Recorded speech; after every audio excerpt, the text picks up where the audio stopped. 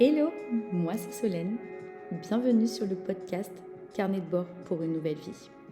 Le podcast qui va te donner de l'envie, de la motivation et de la clarté pour réaliser et concrétiser tes projets. Ici, on parle de reconversion, de burn-out, de mindset, d'entrepreneuriat et de changement de vie. Mais surtout, d'audace et de comment oser. Ma mission ? Accompagner les femmes qui veulent se révéler et se lancer et créer une vie professionnelle qui leur ressemble vraiment. Dans chaque épisode, tu trouveras un déclic, une prise de conscience, une graine semée et surtout, un bon coup de boost. Alors, si ces sujets te parlent, t'interpellent ou t'appellent, tu es au bon endroit.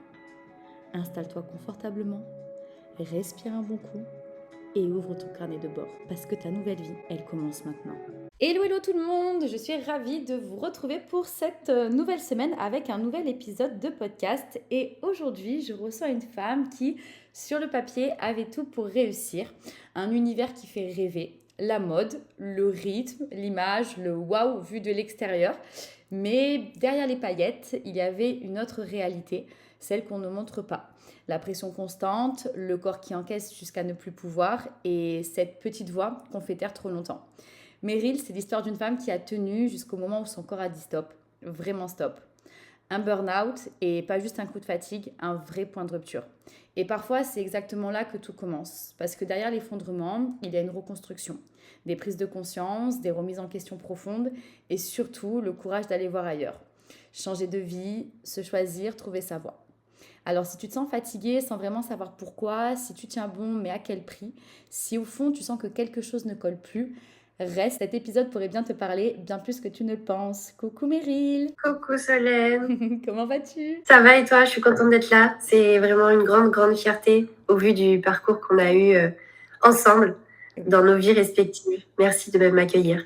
Merci à toi, c'est un immense honneur. Effectivement, Meryl qui est ma mentor en fait number one, hein, c'est entre ces jolies mains et ces jolis programmes que je suis passée pour en être là aujourd'hui.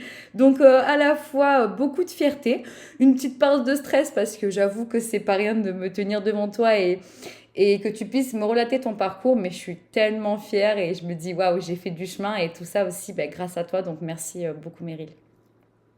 Merci, moi je suis très fière de toi. C'est gentil, merci beaucoup. Du coup, Meryl, pour remettre les choses dans le contexte, est-ce que tu peux te présenter, nous dire qui tu es, ce que tu fais actuellement dans ta vie professionnelle? Oui, bien sûr. Alors actuellement, ce que je fais, c'est que je suis coach et formatrice, donc vraiment deux casquettes, à la fois la pédagogie et l'accompagnement personnalisé, dans deux domaines qui sont mes deux domaines d'expertise, mes deux zones de génie, vraiment des zones passion, qui sont le développement business, donc le développement d'entreprise, notamment l'accompagnement d'entrepreneuses, et à côté de ça, la casquette développement personnel, qui elle m'a sauvée à l'issue de ce burn-out. C'est bien parce que tu auras l'occasion de nous en dire un petit peu plus sur ça. Mais avant tout ça, justement, Meryl, c'était quoi un peu ton quotidien? C'était quoi la Meryl d'avant, en fait? La Meryl d'avant, c'était avant tout une Meryl qui voulait se casser de la Normandie parce qu'elle en avait marre de la grisaille. Donc moi, je suis originaire de Normandie. Et comment te dire, le froid, la pluie, tout ça, ça me pesait vraiment sur le moral. Et en fait, j'ai jamais supporté être là-bas et j'avais qu'une hâte, c'était de partir. Donc j'ai très vite appris les langues. Je suis très vite partie en séjour linguistique dans des familles en Espagne, en Angleterre et tout ça. Enfin, j'étais tout le temps barrée. Je travaillais comme je pouvais. Je faisais du babysitting pour me payer ces voyages et tout ça. Donc très jeune, en fait, j'ai généré des revenus pour pouvoir me casser.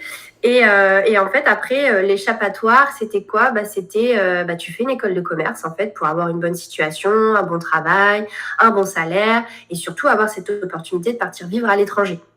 Donc, pour moi, c'était vraiment partir vivre à l'étranger. Donc, grâce à cette école de commerce, j'ai pu faire des stages à l'étranger, j'ai pu faire un semestre d'échange à Rio de Janeiro, au Brésil, voilà. Et en fait, tout ça a propulsé ma carrière à l'international. Et donc, moi, je suis un peu la fille cliché. J'adorais les vêtements, j'adorais la mode, j'adorais la sape. Donc, du coup, j'ai orienté ma carrière vers la mode et surtout le luxe. J'adorais le luxe et notamment Hermès, tout ce qui était vraiment raffiné, noble, avec l'artisanat. Enfin bref, tout ça me passionnait. Et donc, mon but était de développer les marques de mode et de luxe à l'international pour pouvoir partir. Et donc, j'ai enchaîné les expériences à l'international. Donc, je te dis, déjà, j'ai commencé avec Londres, l'Espagne, Genève, la Chine, Rio. Ensuite, j'ai travaillé au Mexique, j'ai travaillé à New York, j'ai travaillé à Los Angeles. J'ai travaillé dans plein d'endroits à la recherche de mon lieu de vie idéal. Jusqu'au jour où je suis tombée sur la Martinique. Et là, en Martinique, eh bien, dans un premier temps, j'étais serveuse parce que c'est très difficile de trouver du travail. Et puis, de fil en aiguille, j'ai trouvé un super poste qui était un peu l'aboutissement de ma carrière et de mes études, puisqu'à ce stade, j'avais 26-27 ans et j'ai trouvé un poste d'assistante, pas d'assistante, mais de directrice adjointe d'une boîte de cosmétiques. Donc, c'était pas la mode, mais on restait quand même encore dans mon cadre, tu vois.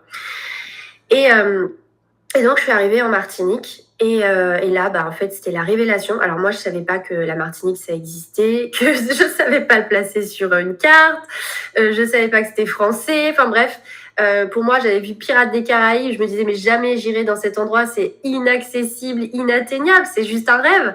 Et en fait, je me suis retrouvée dans les Caraïbes, dans les paysages que j'avais vus dans les films. Et là, en fait, c'était vraiment la révélation. C'était mon endroit de vie idéal. Donc, j'ai décidé de m'y installer. Et donc avec ce job, mais ce job en fait était intenable. Et comme en fait j'avais pas suffisamment appris de mes expériences précédentes en tant que salariée, en termes de poser ses limites, ne pas se mettre trop la pression, pas être trop perfectionniste et tout, en fait je me suis foutu une pression de dingue, plus la pression qu'on me mettait. Et c'est là que j'ai fini à l'hôpital. Donc la Meryl d'avant, c'était une Meryl carriériste, ambitieuse, perfectionniste, qui pose pas ses limites, qui sous une pression de dingue, qui subit aussi la pression des autres, la désorganisation de son environnement de travail. En fait, c'est ça, oui, on est responsable de notre burn-out, mais il y a aussi quand même des facteurs aggravants autour de nous. Et en fait, dans mon stage de fin d'études, déjà dans la mode, j'avais fait un burn-out. J'ai fait des crises de diverticulite, ça a irrité mon intestin. Et en fait, je suis restée couchée comme ça pendant 2 semaines, je ne pouvais plus bouger, me lever. Et en fait, j'avais pas mis le mot burn-out dessus, mais c'était ma première expérience vraiment très importante. On appelle ça les stages de césure, donc c'est 6 mois dans une entreprise. Et en fait, je voulais tellement bien faire, je voulais tellement réussir et tout, que en fait, je me suis brûlé les ailes déjà d'entrée comme ça. Première vraie expérience, tu vois. Et ensuite, à New York, clairement, je vivais la vie du diable s'habillé en Prada. J'étais le larbin de service. Je bossais de 8h à 23h et on me faisait aller d'un côté à l'autre de Manhattan. Le matin, je devais aller au bureau à Times Square, gérer les commandes, préparer le showroom et tout pour les acheteurs. Ensuite, je devais aller à la boutique à Upper East Side, donc à l'autre bout de Manhattan, gérer la boutique de 10h à 18h. Et ensuite, je devais retourner au bureau à Times Square, gérer les commandes de la journée, nettoyer le showroom qui avait servi la journée. Et quand j'osais partir à 20h un vendredi, on m'engueulait comme du pâté pourri. Et puis comme c'est tes employeurs qui gèrent ton visa, en fait, ils te tiennent par les coronesses et en fait, tu dois dire amen à tout. Et en fait, tu es esclave du système. Et donc, en fait, si tu veux, j'ai vraiment frôlé le burn-out à plusieurs reprises. Ça me pendait au nez avec toutes ces expériences. Et je pense qu'en fait, vraiment dans la mode, en plus, c'est pire que tout parce que dans la mode, en fait, tellement tout le monde veut y travailler, enfin dans le luxe, tout le monde veut y travailler, il y a une queue derrière toi, donc en fait, ils s'en foutent, quoi. Tu te casses, ils en ont 10 derrière. Donc, ils sont pas là à la pièce, ils te virent comme ils veulent. Et en fait, j'avais tellement peur de perdre ma place, de perdre mon rêve, strass, paillettes et tout, que en fait, je tenais, mais ça m'a usée, en fait, à la longue. Et puis, jusqu'au jour, en fait, finalement, j'ai été forgée comme ça. J'ai appris à travailler énormément, à rien dire, à me taire. Et en fait, c'était une usure, et jusqu'au jour où en fait j'ai craqué et j'ai d'abord eu des alertes en mode j'arrivais sur le parking de mon travail, je pouvais plus sortir de la voiture, mais moi je me disais j'ai fait une mauvaise position dans mon lit, j'ai dû faire trop de kitesurf, du coup mon corps il est raide, et en fait je me disais c'est normal, mais je pouvais littéralement pas sortir de la voiture. C'est comme si j'étais figée, on m'avait momifiée, quoi. Et on était obligé de me mettre sur un siège roulant pour m'emmener sortir de la voiture et attendre que ça passe. Ça m'a fait ça plusieurs fois. Jusqu'au jour où, en fait, mon corps s'est bloqué dans mon lit dès que mon réveil a sonné. Et là, allongée comme une momie, je ne pouvais plus bouger d'un centimètre. Juste le fait que mon conjoint bouge dans le lit pour sortir du lit, les mini-mouvements me faisaient hurler de douleur. Et là, ça a été le coup de trop. Et en fait, on a appelé les pompiers et ils sont venus me chercher, mais ils ont galéré, comme si, tu sais, je sais pas, j'étais en cristal et que je pouvais me casser. Et donc, ils ont dû passer un matelas gonflable en dessous de moi, le gonfler pour plus que je bouge et m'emmener comme ça. Et puis après, tu connais les urgences et tout, c'est complicado. Hein. T'attends toute la journée et en fait, on fait des examens, tout ça, et on te dit que t'as un torticolis. Allô, quoi, j'ai juste un torticolis. Non, mais en fait, c'était trop une blague. Et donc, du coup, là, j'ai une infirmière qui est venue me voir, qui avait capté un petit peu ce que je vivais. Et en fait, elle est venue me voir, un peu en cachette, j'ai envie de te dire. Et elle est venue me voir, elle m'a dit, bon, écoutez, madame, en fait, vous n'avez pas un torticolis, là, vous êtes en épuisement. Si vous faites rien, vous allez finir dans un état plus grave. Et comme moi, je savais qu'on pouvait carrément faire un AVC à cause du travail, puisque mes deux prédécesseurs avaient fini en AVC à convulser sur le sol du travail, et qu'elles en ont eu des séquelles et qu'il y en a carrément une qui est morte, et je savais qu'il y avait ça qui me pendait au nez, en fait. Et là, du coup, ça a fait qu'un tour, et je me suis dit, mais plus jamais, en fait. Plus jamais. Je peux pas revivre ça. Et donc, là, j'étais en arrêt. Donc déjà, en arrêt, alors hospitalisée, ensuite en arrêt. Donc, t'es chez toi, t'es l'ombre de toi-même, hein, t'es zombie total. Zéro joie, tu souris à l'envers, tu dors pas, tu comptes les heures, les minutes, tu sais pas quoi faire de ta vie et tu t'appréhendes qu'une chose, c'est de retourner au travail. Et donc moi, j'ai commencé, dès que j'allais un peu mieux, j'ai commencé à faire un peu des recherches, aller à la DIECT, à la médecine du travail, commencer à monter un dossier. Je voulais l'emmener au prud'homme et tout ça. Hein. Et en fait, finalement, ça s'est pas fait comme ça. Ça s'est pas fait comme ça. J'ai laissé tomber au dernier moment. Je suis retournée au travail et en fait, elle m'a laminée. Elle m'a dit mais comment ça s'est pas fait. C'est pas fait. Je t'avais demandé de faire ce travail-là. Puis tu sais, avec leur accent là. Je t'avais demandé de faire ce travail. Il n'est pas fait. Et puis je dis en fait, je reviens de 1 mois d'arrêt. J'ai pas pu avancer dessus. Elle dit il va falloir qu'on parle. Je dis oui, il va falloir qu'on parle sérieusement. Et donc du coup, on a planifié un entretien. Et là, j'ai continué les recherches en mode prud'homme et tout. Et le jour de l'entretien, je voulais la défoncer. Et en fait, le jour de l'entretien, je sais pas, j'ai eu un petit ange gardien, une petite lumière, où je me suis dit, Meryl, en fait, ça sert à rien d'aller au clash. Tu vas rien en tirer de cette dame. Et je l'ai manipulée. Et j'ai décidé que j'allais la caresser dans le sens du poil. Alors, j'ai baissé ma culotte, hein, ça c'est clair. Mais n'empêche que j'ai eu tout ce que j'ai voulu. Parce que, tenez-vous bien, le jour de l'entretien, donc je vous dis ça, l'éclairage, il m'est arrivé au moment d'ouvrir la porte. Hein. Donc j'ai pas pu préparer grand-chose. Illumination, j'ouvre la porte et là, on arrive en entretien. Et je lui dis en fait, vous savez quoi ? Je suis pas à la hauteur. En fait, vous êtes tellement intelligente, ça va tellement vite dans votre cerveau qu'en fait, il vous faut quelqu'un d'aussi intelligent que vous, d'aussi rapide et tout. Mais c'est vraiment, je l'ai caressé dans le sens du poil. Et le pire, c'est qu'elle m'a dit mais oui, mais Meryl, mais t'as tellement raison. Putain. Et là, je me suis dit, mais putain, mais ouais, en fait, j'aurais parlé à un mur, quoi. Et donc, et elle me dit, quand est-ce que tu veux partir ? Tu veux partir là, à la fin du mois ? Je suis alors, par contre, ça va pas se passer comme ça, parce que moi, en fait, du coup, je vais pas partir comme ça, il faut que je me retourne. Donc, je vais partir dans 2 mois. Et je dis, par contre, moi, vous m'aviez embauchée pour être... à la base, j'étais embauchée pour être responsable commerciale, quand même. Et je me suis retrouvée directrice adjointe dans le mode, elle n'était jamais là, elle vivait à Miami et c'est moi qui gérais toute la boîte toute seule. Alors je faisais de la logistique, je gérais les livreurs, je gérais les achats, je gérais la compta, je gérais les commerciaux, je gérais tout là-dedans, je courais tout le temps à droite, à gauche. J'étais épuisée, j'avais pas une seconde, même aux toilettes, j'étais sur mon téléphone, t'imagines ? C'était l'enfer. Et en plus, j'ai commencé le travail, je commençais à 8h30, c'était le deal. Après, elle m'a fait commencer à 7h30. Après, elle m'a fait commencer à 6h30 du matin, avec les 1 heure de bouchon chez moi. Mais l'horreur. Et donc, moi, j'ai cédé. Et donc, ce jour-là, je lui dis, par contre, vous m'aviez embauché pour être responsable commercial, c'est pourquoi j'ai fait des études et tout ça. Et moi, en fait, j'ai fait tous les rôles dans l'entreprise Sauf ça, enfin, pas vraiment ça. J'ai perdu 2 ans de ma vie avec vous. Donc, comment on fait, en fait? Parce que moi, j'ai un trou sur mon CV. Tu sais, je l'ai joué un peu exaspéré et tout. Et elle m'a dit, bah écoute, tu sais quoi? On fait une rupture conventionnelle. Tu pars à la fin dans 2 mois. Et tu choisis toutes les formations que tu veux qui sont prises en charge et tu suis toutes les formations que tu veux jusqu'à ton départ. Maman, je ne m'attendais pas à ça. Je l'ai tellement manipulée, caressée dans le sens du poil, qu'en fait, elle m'a donné tout ce que je voulais. Et c'est là que j'ai pu faire ma reconversion, reprendre soin de moi, apprendre la gestion de stress, tout ça, tout ça. Mais c'est incroyable. Tu sais que j'ai l'impression que, en fait, là, j'étais à côté de toi en train de vivre tout ce que tu étais en train de lui dire. C'est incroyable. Incroyable, incroyable. Mais en Ouais. fait, comment t'en es venu à te dire, ok, j'ouvre la porte et en fait, je vais la caresser dans le sens du poil parce que moi, franchement, en fait, quand t'es au bout du bout, t'as qu'une envie, c'est de dire, écoutez, enfin, moi, je prends mes affaires, je m'en vais. Enfin, vous me parlez comme de la merde. Je fais un boulot qui n'est pas censé être le mien. Et en plus de ça, enfin, comment t'as eu ce, qu'est-ce qui, je sais pas, comment t'as eu ce truc. Bon, après, je Bah, sais que ça la Meryl aussi, hein, je te connais un peu, mais je me dis, quand t'es fatigué, épuisé, et que t'es une semaine, enfin, t'es un mois en arrêt et que tu te dis, bon, déjà, c'est très fort parce que quand même, tu reviens au boulot. Donc, tu te dis, ouais, au risque de reprendre cette vie-là et de replonger alors que tu savais ce qui t'attendait, vu ouais. que tu avais déjà eu, comme tu disais, tu parlais de l'AVC, etc., des personnes d'avant. Qu'est-ce qui s'est passé, en fait, dans ta tête, quoi?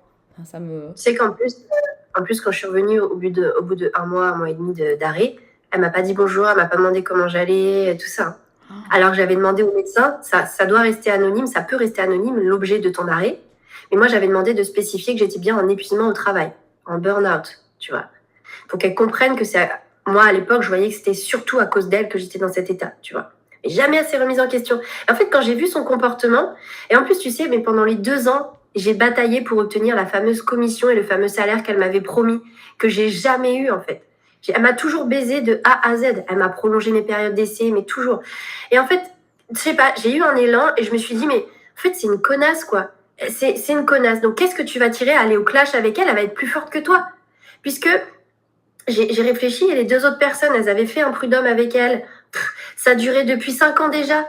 Et j'aurais fait quoi? J'aurais remué la merde et je me serais enfermée dans une prison à me dire un jour peut-être que le procès va être en ma faveur et un jour peut-être je vais gagner de l'argent. Mais en attendant, faut remuer la merde, faut être dans le négatif, faut être dans une lourdeur, faut payer les avocats. Ça m'aurait avancé à quoi? Moi, des fois, tu sais, là, je me suis dit, en l'occurrence, je me suis dit, mais en fait, il vaut mieux couper, se dégager de tout ça et avancer. Je pense même que j'aurais été prête à démissionner juste pour me couper de cette branche pourrie et reprendre ma vie en main et avancer. Me libérer de ce passé, me libérer de cette lourdeur, me libérer de ce tas de merde, en fait, pour pouvoir avancer.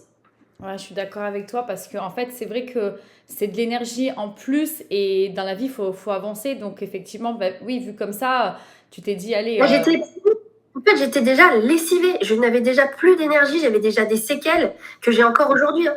Je suis plus capable de travailler plus que 4 heures par jour, t'imagines? Avant, moi, j'étais une énorme bosseuse. Bah, tu vois, c'est tout ce que je faisais à New York. 8h, 23h, s'il te plaît. Là, je peux travailler que 4 heures par jour. J'ai plus la même mémorisation, la même concentration. Pendant cette période-là, j'avais du mal à parler. Je commençais des phrases, je pouvais pas les finir. Je cherchais tout le temps mes mots. Des fois, j'étais avec toi pour un sujet, mais je me rappelais plus du sujet. Ensuite, quand j'ai commencé à me lancer dans l'entrepreneuriat, des fois, j'avais des coachings. J'avais une cliente. Au bout de 10 minutes de la séance, blackout. Limite, je me rappelais pas de son prénom. T'imagines? ah ouais, ça t'a vraiment, en fait, Ah, ça mais t'a c'était vraiment grave. atteinte, en fait. Ça t'a vraiment, en fait, ça t'est monté au système nerveux. Et ça m'a grillé le cerveau. Quand je dis que ça m'a grillé le cerveau, c'est pas pour rigoler. Enfin, je prends ça à la rigolade. Parce qu'aujourd'hui, j'en ai fait un avantage. Mais en fait, ça m'a littéralement brûlé les neurones. Et comment justement t'as réussi à te sortir progressivement de tout ça? Parce que là, aujourd'hui, enfin, moi, je vois l'empire que tu as monté, je vois comment tu travailles. Et justement, bah, aujourd'hui, ça en fait, enfin, le fait que tu bosses pas beaucoup, ça en fait ta force dans ce que tu proposes aussi, tu l'expliqueras tout à l'heure. Mais comment t'as cheminé pour en être la Meryl d'aujourd'hui, qui d'ailleurs en parle comme ça, qui a encore des séquelles à l'heure actuelle? Comment ça s'est passé en fait, tout ce travail qui a eu derrière?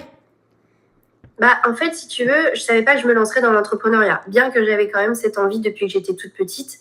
Mais j'avais peur. J'avais peur de pas réussir. J'avais peur d'échouer, de voir de l'argent. Et j'avais déjà monté plusieurs projets comme ça au cours de mon BTS, au cours de mon école, mais ça n'avait jamais abouti parce qu'en fait, je le faisais pas aboutir, j'avais trop peur.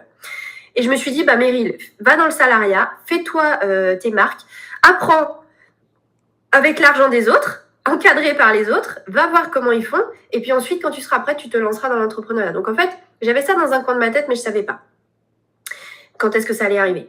Là, en fait, mon seul focus à l'issue de cette expérience, c'était de me reconstruire.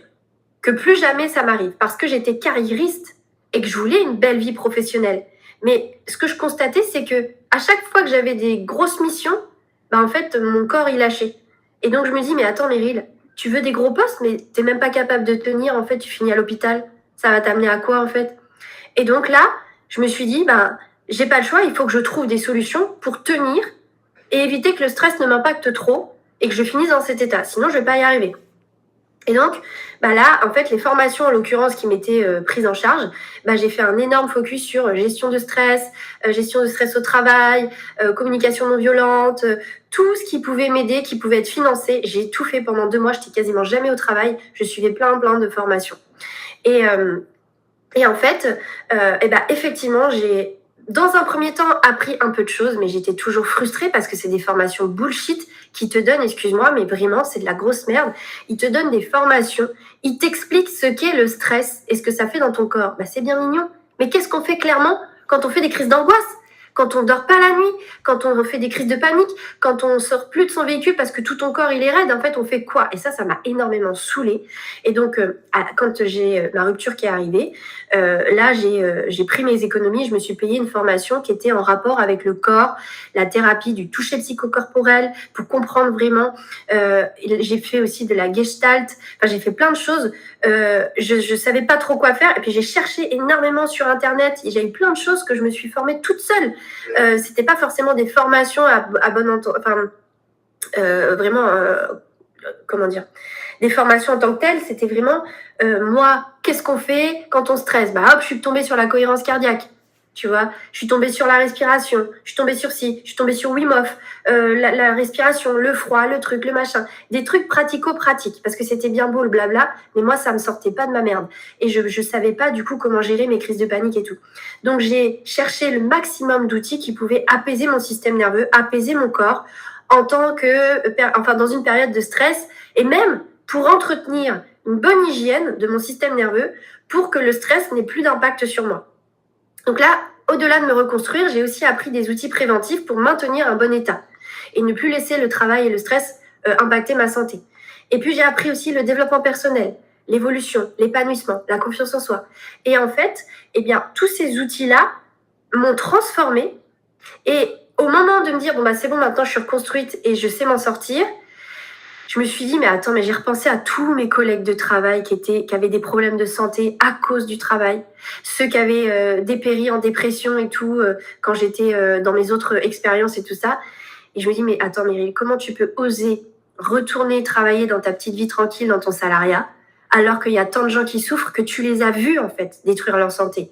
Qu'il y a des nanas qui ont fait des AVC pour le travail. Comment tu peux oser retourner travailler dans ta petite vie et garder tout ce que tu as appris pour toi? Et donc, au début, c'était un peu une mission. Je me dis, mais non, mais c'est clair, il faut que j'aide les gens, là. Je peux pas rester avec ça toute seule. C'est trop dangereux et tout. Et donc, je me suis lancée en tant que coach.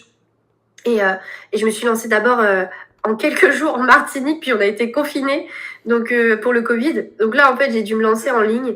Et finalement, ce que je proposais, qui était tellement pratico-pratique, a aidé les nanas sur le front pendant le Covid, notamment les infirmières. Les infirmières, je faisais des lives tous les jours, je faisais des lives pour soutenir les gens qui souffraient de la peur, de la terreur, du stress, du Covid et d'autres choses. Et en fait, ça a été des révélations pour plein de personnes. Les gens, ils venaient par 40 à mes lives. Ils étaient toujours là tous les jours.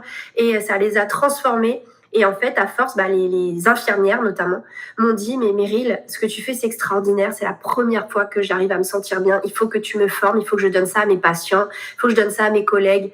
Et donc, c'est comme ça qu'est née mon école de coaching, en fait. En fait, c'est aujourd'hui, finalement, c'est grâce à cette reconstruction que tu t'es lancée dans le développement personnel en premier, en fait. du coup. Ouais, c'est cette reconstruction. En fait, c'est cette épreuve qui m'a amenée sur ma mission. Et justement, enfin, le développement personnel aujourd'hui, est-ce que ça a encore une place très très importante dans ton quotidien, dans tout ce que tu fais dans ta vie? Je sais que tu fais énormément de choses, donc moi c'est une question à laquelle j'ai la réponse, mais je sais que pour moi sans ça, sans toi ce que tu as fait et sans moi ce que j'ai fait aussi grâce à toi et à ta formation Zen Touch, parce que j'ai été élève de ton école, tu vois, et c'est une grande fierté, mais pour montrer à quel point aujourd'hui sans ça, pour moi, tu peux pas te lancer dans l'entrepreneuriat, dans ton projet, si tu passes pas par une phase de reconstruction et notamment de développement personnel. J'aimerais bien, toi, avoir ton retour à toi, ton point de vue sur le sujet. C'est pour ça qu'aujourd'hui, c'est mes deux casquettes. Aujourd'hui, mon école de coaching, elle tourne toute seule. J'ai tout créé. Et donc, je me dédie beaucoup plus à ma formation Kiffpreneur qui aide les entrepreneuses à vraiment vivre de leur activité sans s'épuiser, justement, sans faire de burn-out et tout ça. Et en fait, pour moi, c'est indissociable. C'est indissociable. Tu peux pas, enfin, surtout dans l'entrepreneuriat, mais je pense dans la vie. Mais moi, mon domaine, c'est vraiment d'accompagner les entrepreneuses. En fait, pour moi, on peut pas réussir dans le business si on fait pas de dev perso. Parce que tu seras toujours heurté. Enfin, le dev perso va t'aider à gérer tes peurs, tes croyances limitantes, tout ce que tu te fous sur le dos pour rien. Tu vois, et puis toutes les disciplines holistiques comme le transgénérationnel, comme la quantique, comme toutes ces choses-là, en fait, on se traîne d'énormes bagages qui formatent l'entrepreneuse qu'on est. Et donc, en fait, on vient dans l'entrepreneuriat on est dans le grand bain, toute seule, tout repose sur nous, mais on a toutes nos blessures et tout ce qu'on a vécu qui vont faire que on va dire oui alors qu'on voulait pas, on va accepter des clients qui finalement nous porteront préjudice après, on va accepter de travailler le soir, accepter de travailler les week-ends, on va accepter des contrats qui sont pas faits pour nous, on va faire plein de choses parce qu'on vient avec notre bagage en fait.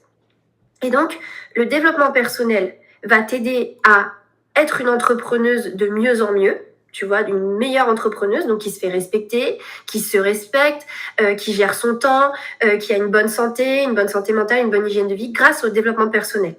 Mais il y a aussi la partie gestion de stress. Parce que l'entrepreneuriat, mais comme un emploi salarié, c'est beaucoup de sources de stress. Et donc, si tu sais pas gérer ton stress, si tu sais pas t'apaiser, si tu ne connais pas tes sources de stress, tes déclencheurs à toi, et que tu fais pas en sorte de les éliminer dans ta vie, parce que ce qui est génial quand tu es entrepreneur, c'est que tu as le contrôle sur toute ta vie. C'est toi qui crée tes urgences, c'est toi qui crée ton calendrier, ton planning, c'est toi qui accepte les clients et tout ça. En fait, tu es maître de ton temps et de ton stress. Et donc, quand tu comprends comment ton stress fonctionne, comment tu te déclenches au stress, eh bien, en fait, tu peux façonner ta vie sur mesure pour ne plus, ou en tout cas avoir beaucoup moins de stress. Et derrière, si tu as en plus les outils pour gérer les pics de stress, les périodes de rush, les périodes où ça va moins, les périodes où c'est plus compliqué, etc., en fait, c'est carrément plus dur. Alors que quand tu as ces deux volets, la gestion de stress, le développement personnel, quand tu es entrepreneuse, même quand tu es salarié, mais waouh, ça t'aide tellement. Pour moi, tout le monde devrait passer par là, en fait. Merci Meryl, parce que je prône ça en fait, c'est ce que j'arrête pas de dire. Tu vois, mon papa qui est très terre à terre, et au départ quand je lui disais je fais du dev perso et de la naturopathie, il m'a dit c'est un peu sectaire tout ça. Non papa, en fait pour moi sans ça, je pourrais pas être l'entrepreneuse d'aujourd'hui et j'aurais jamais pu me reconstruire de mon burn-out et de tout ce que j'ai vécu dans le salariat. Pour moi le dev perso c'est à la fois du pro et du perso et ça m'a appris, et surtout parce que je suis passée par une très bonne école qui est Zen Touch, effectivement la gestion de mon stress, de mes émotions, comment ça fonctionne là-haut, comment je dois réagir, et tu donnes vraiment tous les outils nécessaires aux femmes entrepreneuses que l'on devient, et déjà merci beaucoup pour ça, et merci de mentionner qu'aujourd'hui c'est important et c'est presque obligatoire. Enfin moi je le dis, si tu ne fais pas un travail sur toi de dev perso, à un moment donné, tu finiras dans le mur. Ça, c'est une certitude. Moi, je suis sûre que tu es capable de replonger parce que tu vas reproduire tes travers, tu vas repartir dans tes travers, tu peux justement ne pas savoir poser tes limites, ne pas gérer ton stress. Et en fait, c'est comme si tu quittes une cage dorée dans le salariat et tu refais pareil dans l'entrepreneuriat. Ouais. Et moi, c'est un peu ce que j'ai fait. Dans un premier temps, j'ai quand même reproduit un petit peu mes travers. Je pensais qu'il fallait bosser beaucoup quand on était entrepreneuse. Donc, en fait, je n'ai pas limité mon temps avec malheureusement toutes les séquelles que j'avais et que je t'expliquais tout à l'heure. Et en fait, au-delà de ça, si tu veux comme on dit, scaler. Si tu veux aller plus loin, si tu veux passer le cap des 5 000 euros par mois, si tu veux passer le cap des 10 000 euros par mois, si tu veux passer le cap des 20 000, des 30 000, des 50 000 euros par mois avec ton business, et bien en fait, à chaque fois, tu deviens une nouvelle version de toi. Tu dois évoluer parce que tu as des schémas, parce que tu as des poids, parce que tu as des boulets aux pieds, parce que tu as des croyances qui t'empêchent de passer les paliers. C'est pas juste les stratégies en fait. Les stratégies, c'est 10% du travail. 90% du travail, c'est toi avec toi-même.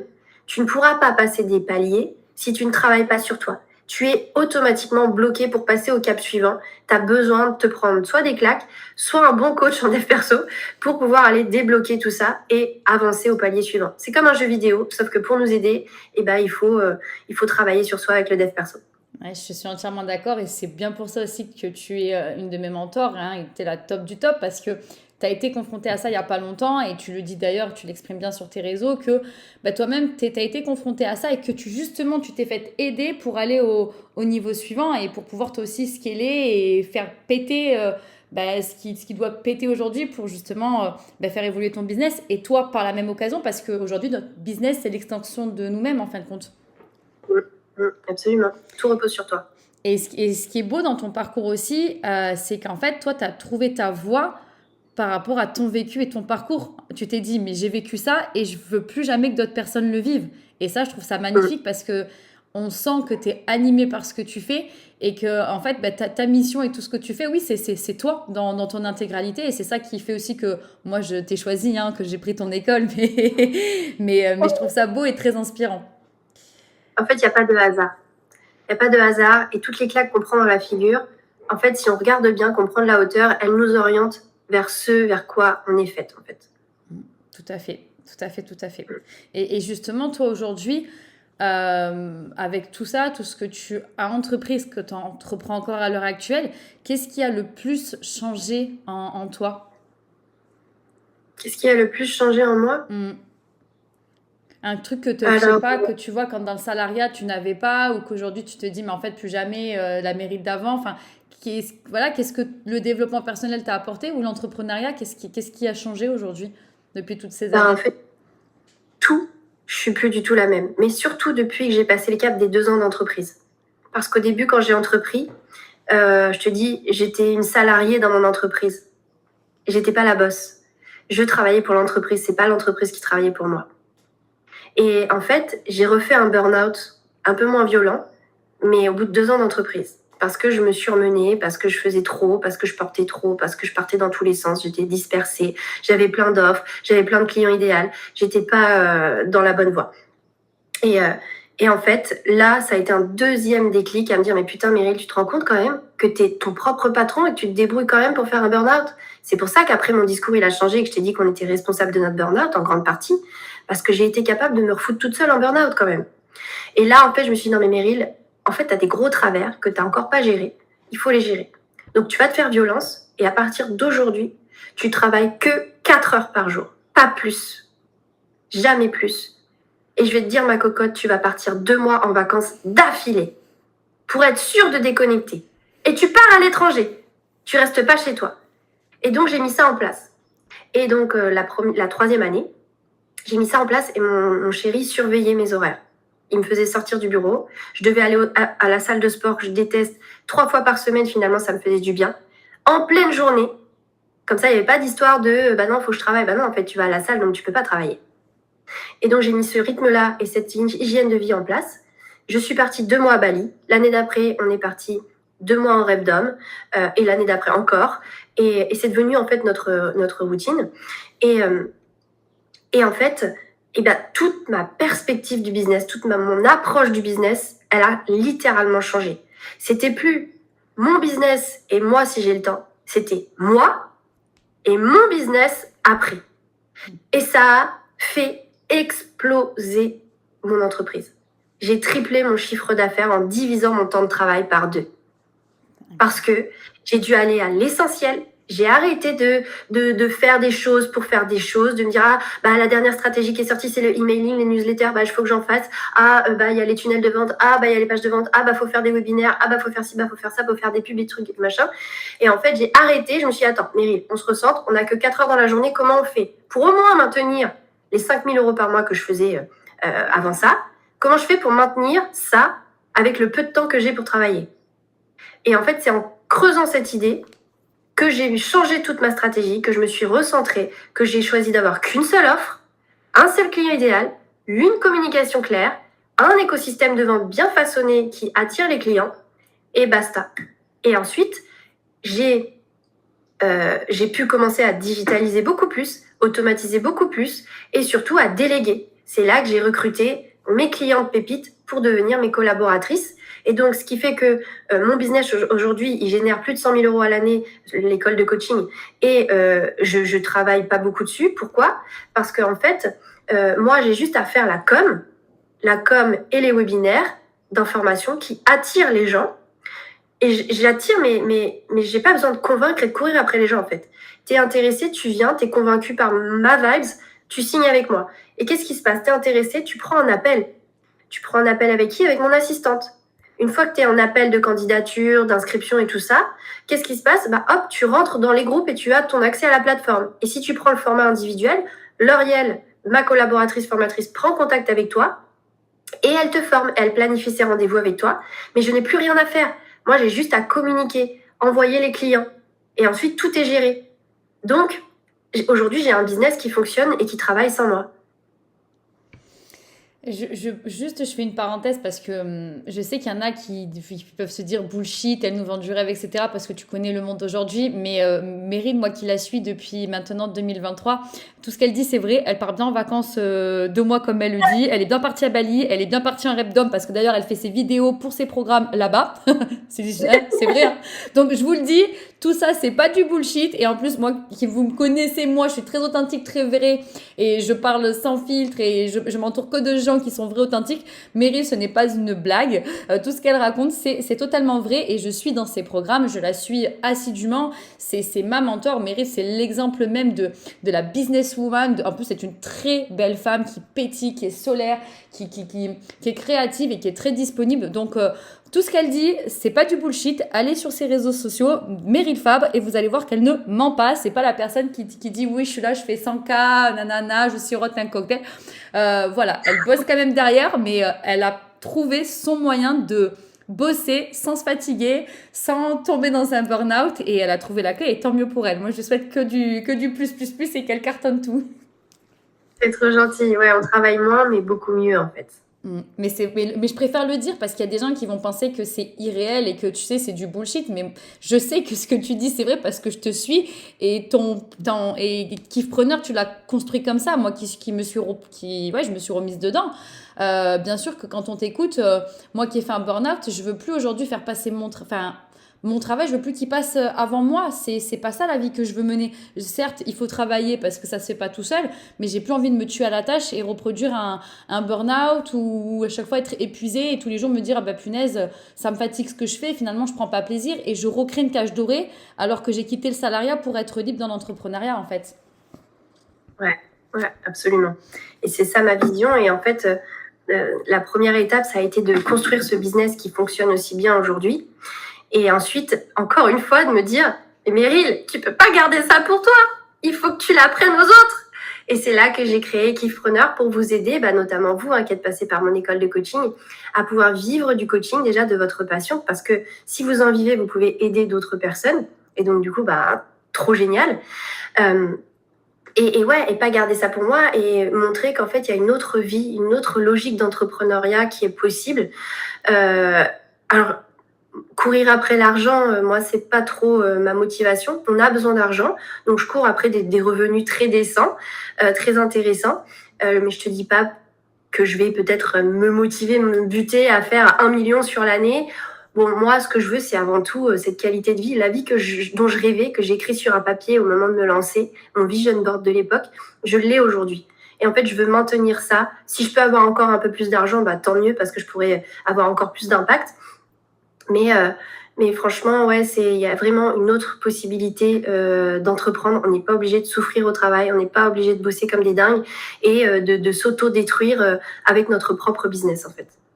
Totalement d'accord et c'est bien pour ça que je t'ai choisi toi parce que tu m'enseignes beaucoup de choses et je suis contente de me remettre sur les rails après tout ce que j'ai vécu grâce à toi. Donc merci beaucoup Meryl. Je suis très contente de t'accompagner dans ça. Oui, je suis ravie. Et je voulais revenir sur quelque chose parce que ça m'a interpellée. Tu disais que ton conjoint était beaucoup derrière toi pour justement t'aider dans cette dynamique de bosser moins mais plus efficacement pour que tu puisses avoir ta vie personnelle et finalement vivre la vie de kiffpreneur. Mais comment a vécu ton entourage ce par quoi t'es passé dans ta reconversion? Est-ce que tu as été accompagné, entouré? Parce que mine de rien, tu as quitté des fonctions, enfin, tu as un parcours incroyable. Personnellement, il y en a plein sur le papier qui se disent waouh, amazing, quand on est carriériste, on veut la même carrière que toi. Et comment ça s'est passé l'après tout ça, le burn-out, ta reconstruction, ta reconversion, au niveau de tes proches, de ton entourage? Bah écoute, en fait, quand j'ai eu le burn-out, j'étais en dépression déjà depuis longtemps, du coup, je le savais pas. Et du coup, ça a fait capoter mon couple. Donc en fait, quand j'ai eu le burn-out, je me suis retrouvée totalement toute seule. Donc comme j'étais dans le logement avec mon chéri, bah, j'ai perdu le logement, j'ai perdu mon mec et j'ai perdu mon emploi. J'ai tout perdu. Et puis comme je suis en Martinique et que mes parents sont en Normandie, bah, en fait, j'étais totalement toute seule. Quasi à la rue, parce qu'en fait, quand tu es au chômage, bah, c'est très difficile de trouver un logement. Donc ça a été très, très, très dur. Donc j'ai été seule au monde. Vraiment, seule au monde. Personne pour me comprendre, personne pour me soutenir. J'ai dû me dépatouiller, je te dis pas, les conditions dans lesquelles j'ai vécu, déjà juste pour me reconstruire et ensuite pour me lancer. Bah pareil, en fait, j'étais en mode ghetto youth. Je vivais dans un taudis, mais t'as pas idée, quoi. C'était vraiment l'enfer. Bon, heureusement, après, on s'est reconstruit avec mon chéri, on s'est remis ensemble. C'était un épisode très compliqué, tout est parti en couille dans ma vie, mais en fait, des fois, tu sais, t'as besoin d'un énorme reset pour reconstruire sur des bases solides. Donc maintenant, je vois plutôt les choses comme ça. Mais j'ai même perdu ma grand-mère. J'ai mon cousin qui s'est suicidé à cette époque-là, ici en Martinique. J'avais un cousin qui s'est suicidé. Mais c'était un cauchemar. Mais vraiment, enfin, tu vois, j'étais j'étais en rendez-vous avec la banque pour ouvrir mon compte bancaire professionnel. Et ma tante m'appelle pour me dire qu'elle a un mauvais pressentiment, qu'il faut qu'on aille voir. Et on retrouve mon cousin suicidé. Enfin, j'ai eu tellement d'embûches. Ensuite, j'ai créé mon entreprise, je dépose le dossier 3 jours après, on est confiné, s'il te plaît. Mais c'était tellement, tellement dur. Mais j'ai eu toutes les embûches du monde, en fait. Mais Tout. Je te dis ça, j'ai la chair de poule. Mais J'ai moi perdu aussi. ma grand-mère alors que j'étais à 15 jours d'aller en métropole pour la voir. J'ai eu toutes les merdes du monde. J'étais mais au plus bas que terre. Tu vois, vraiment. En fait, je savais pas, mais on pouvait encore creuser plus profond. Et donc, voilà. Et étant donné qu'en fait, je suis loin de ma famille et tout, même quand j'ai commencé à me structurer, remonter la pente et tout, en fait, pendant mes 2 premières années, clairement, je jette pas du tout la pierre à mes parents, mais le Covid leur a foutu une énorme claque à eux aussi. Et en fait, je sais pas, ils ont eu comme un moment amorphe. Et mon père, qui est pourtant entrepreneur, bah, en fait, je me suis vraiment sentie très seule. J'ai pas senti qu'il me soutenait, j'ai pas senti qu'il m'aidait.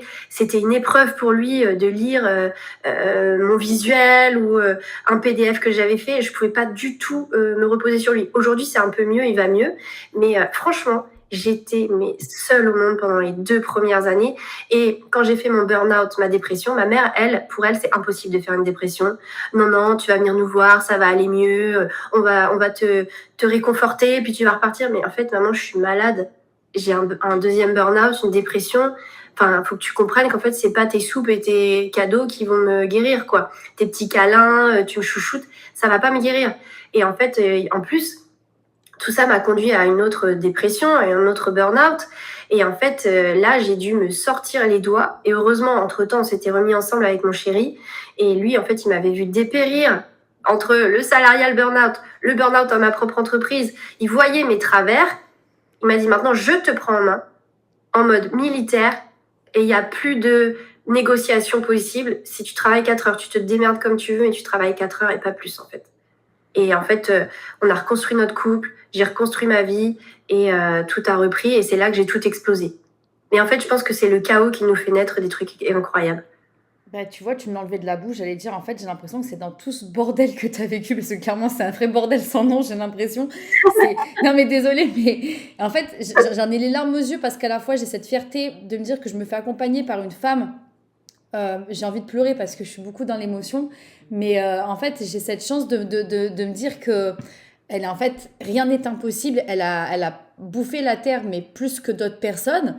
Et elle en est là à monter son empire. Je sais que tu as traversé l'année dernière une période aussi qui n'était pas facile et tu es encore là, tu brilles, tu rayonnes, tu investis en toi, pour toi, tu es là pour nous, tu es là pour ta communauté. Et en fait, même moi, je t'avouerai, et c'est pour ça que je pose pas trop de questions sur vos parcours quand je fais l'interview. Mais en fait, je te jure, je suis stupéfaite, Meryl, déjà que je te vénérais. Mais là, je fais la hola, je te lève ma casquette, mon chapeau, je te lève tout ce que j'ai, mes cheveux, tout. Je suis impressionnée, je me dis, et c'est là que je me dis, en fait, Solène, toi, t'as pas le droit de lâcher à ton niveau, à ta hauteur, parce que si Meryl, elle en est là, avec tout ce qu'elle a vécu, aucune femme ne doit et ne peut lâcher, en fait, parce que c'est possible. Ouais. Je reviens pas. Moi, je me retiens de pleurer à plusieurs reprises dans ton podcast parce que je garde la face, mais c'est vrai que ça a été très dur. Ben franchement, tu peux être fière de toi. Et en tout cas, moi, je suis fière de me dire que c'est toi qui m'as accompagnée. Je me dis, mais enfin, ok, t'as traversé ça. Tu sais, presque, j'ai envie de minimiser ce que j'ai traversé. Et je me dis, en fait, mais non, tu vas pas minimiser parce que c'est dans ton chaos que t'en es là aussi. Mais regarde cette femme exceptionnelle qui, en fait, tu as eu cette chance de tomber sur elle en 2023 parce que tu as fait des recherches, tu savais pas où t'en étais, tu voulais trouver ta voie. Et ce bout de femme, en fait, où tu sais pas tout ça, mais j'ai une fierté, mais d'avoir fois 15 et j'ai pas les mots. Et franchement, mais ça me touche de fou. Ça m'émeut énormément et merci de te confier sur cet épisode et d'être là et d'être la femme que t'es. T'es incroyable, Meryl. T'es incroyable. J'en perds les mots. Moi aussi. Mais ouais, je suis obligée de te le dire parce que tu sais aussi comment je fonctionne et ça fait partie de moi, de Solène, de son authenticité. Et j'espère avoir le jour de te rencontrer en vrai et de sentir l'énergie que tu nous dégages. Et j'ai toujours parlé de toi, mes parents te connaissent alors qu'ils t'ont jamais vu. Et Meryl. Bah oui, parce que Meryl, moi aussi, d'une certaine manière, elle m'a sauvé la vie. Et en fait, je me rends compte que tout ce que tu as construit, c'est tout ce que tu as vécu. Et merci pour tout ce que tu fais pour nous. Parce que je sais le cœur que tu y mets. Et je te souhaite tellement tout le meilleur du monde, professionnellement et personnellement parlant, parce que tu le mérites en fait. J'ai pas sorti les mouchoirs. Ah là là. Merci. Merci pour tes mots. Ça fait toujours plaisir. Il faut que ça sorte des fois. Et en plus, bon, c'est pas eu en visio depuis un petit moment et ça fait du bien. Ouais. Ça fait du bien. Ouais. Et bien justement, je trouve que ça fait une belle transition de nous expliquer, de dissocier du coup Zen Touch et Kifpreneur pour qu'on comprenne mieux ce que tu fais et la personne qui aurait besoin de faire appel à tes services et ok, pourquoi j'irai prendre Kifpreneur, ça s'adresse à qui, on fait quoi et sinon Zen Touch. Hein. Bon, alors déjà, c'est vrai qu'il arrive assez régulièrement qu'on pleure quand on travaille avec moi parce qu'il y a beaucoup de choses qui ressortent. Que ce soit moi qui suis touchée par mes élèves ou quand je parle des choses profondes qui ont fait la femme que je suis aujourd'hui, c'est vrai que ça touche quand même. Hein. Ça a fait ce que je suis aujourd'hui, mais ça n'empêche pas que ça a été très douloureux. Donc, en fait, on est en toute transparence, en toute authenticité. C'est ça, je pense, qui fait que les gens viennent à moi, ceux qui sont prêts à aller, pas en surface, mais à aller dans le fond des choses. Parce qu'avec moi, on va vraiment dans le fond des choses. Moi, c'est vraiment des gros travails de fond que je fais faire à tout le monde, tu vois. Donc, j'ai une école de coaching, oui. Je forme des coachs en dev perso. Mais ces coachs-là, tous les outils que je leur apprends, ils ont intérêt à les travailler sur eux. Ils sont leurs premiers cobayes. On n'a pas le choix, en fait. Moi, je pars du principe qu'on ne peut pas devenir coach si on n'a pas travaillé sur soi, on n'a pas testé les outils, on n'a pas un minimum avancé. Et donc, oui, c'est pas toujours évident. Ça nous pète un peu à la gueule, un peu comme toi, Solène. Mais il faut passer par là pour être une bonne coach après, je pense. Et pas être donneur de leçons et pas être en surface. En fait, il faut être dans le dur à un moment donné pour savoir de quoi on parle. C'est pas obligatoire, hein, tout le monde n'est pas dans le dur, mais en tout cas, il y a des déclics, il y a des prises de conscience. Donc voilà, si tu veux devenir coach, si tu veux, t'es déjà dans une reconversion dans le bien-être, mais que tu veux structurer les choses pour accompagner une personne de A à Z vers une transformation, le coaching, c'est vraiment la clé. Alors, il s'agit d'un coaching bien-être, coaching développement personnel. Voilà, bon, vous allez voir Zen Touch, mon compte Insta, ou Zen Touch, mon site internet, vous trouverez tout ça. Et puis, voilà, la deuxième casquette que j'ai lancée, c'est Kiffpreneur, donc c'est une transformation dans l'entrepreneuriat. Alors, il y a 2 niveaux. Il y a le niveau pour ceux qui se lancent dans l'entrepreneuriat, donc c'est assez riche comme formation parce que je vous donne toute mon expérience, toutes mes années d'entrepreneuriat, j'ai tout décortiqué pour vous. Alors, c'est riche, mais vous avez tout. Vous n'avez aucune excuse pour ne pas vivre de votre activité. Et si vous êtes déjà lancé depuis un moment, et ben, j'ai le Kiffpreneur 2.0 qui est très ciblé, où là je donne toutes mes clés pour vraiment scaler le business, vraiment l'emmener au-delà, passer le cap des 10 000 euros par mois, travailler 4 heures par jour si c'est ce que vous cherchez, ou en tous les cas, voilà, allez vous aligner davantage. C'est ça ce que je propose. Pour être passé entre tes mains, oui, Meryl, effectivement, dans la partie coaching, on doit appliquer ces outils et c'est comme ça aussi que moi, j'ai pu travailler sur moi, m'en sortir, me reconstruire aussi de mon burn-out, de ce système dans le salariat qui m'a bouffé, étouffé. Et je préfère en parler et le dire parce que je suis la preuve vivante, entre guillemets. Je suis passée entre les mains de Meryl et de ses programmes. Et effectivement, déjà, les deux sont très, très, très, très denses. Beaucoup d'informations très pertinentes, beaucoup de travail sur soi parce qu'effectivement, on ne peut pas coacher des personnes si on ne travaille pas sur soi. Et moi-même, pour être passée par là, maintenant, je sais ce que je dis parce que on est confronté à des personnes qui viennent avec des problématiques et si on n'est pas armé, on se plante avec. Et idem pour Kiffpreneur, effectivement, c'est plus que complet. Et j'apprends encore tellement de choses. Et Meryl, de toute façon, elle est là. Elle a le jour, mais c'est... Et puis quand on sort en fait de chez Meryl, on est le jour et la nuit. Hein. On n'est plus la même personne. Moi, je vous dis, j'ai changé grâce à Meryl. Meryl a changé ma vie. Et c'est pas pour la brosser dans le sens du poil parce que je fais pas ce genre de choses et c'est pas moi. C'est parce que je crois en Meryl. Je sais pourquoi je suis allée la voir. Et quand je vois qui je suis, depuis 2023, oui, j'oublie pas que Meryl a fait beaucoup, beaucoup de choses sur moi. Et ça, je ne te remercierai jamais, Meryl, pour ça. J'ai pas de mots autres que merci à l'heure actuelle pour te remercier, en fait. Ouais. Merci de m'avoir choisi, merci du parcours que tu as fait parce qu'en fait, tu sais, il y a des gens, des fois, c'est pas le bon moment, ils s'inscrivent et ils suivent qu'à moitié, ils laissent tomber. Toi, tu es allé jusqu'au bout, tu t'es mis les mains dans le cambouis pour avoir cette transformation. Cette transformation, tu l'as, oui, je t'ai mis des outils à disposition, mais surtout, tu as osé aller les prendre, les pratiquer, mettre en place tout ce que je t'ai donné pour devenir la femme que tu es aujourd'hui. Et moi, je suis très fière et honorée par ton travail et par ce que tu es devenue. Ouais, je suis fière de moi, mais le fait de te l'entendre dire, c'est... Tu sais que tes mots ils comptent, donc et tu sais que je prends beaucoup de choses en considération de ce que tu me dis. Je sais que tu m'as contacté il n'y a pas longtemps pour me dire attention Solène, et tu sais que je t'écoute. Et d'ailleurs, le fait de me remettre dans le Kiffpreneur aussi, tu vois, je me dis allez. Et je sais que tout ça, c'est grâce à toi, mais aussi grâce à moi parce que j'actionne. Tu n'actionnes pas pour moi, attention, mais tu délivres tellement de choses concrètes et qui marchent et qui nous font avancer que oui, moi si j'actionne, c'est sûr que ça fonctionne et donc je me transforme et cette transformation elle est grâce à toi, tes coachings, à ta présence et grâce à moi les actions que je mets en place et ça c'est juste incroyable en fait.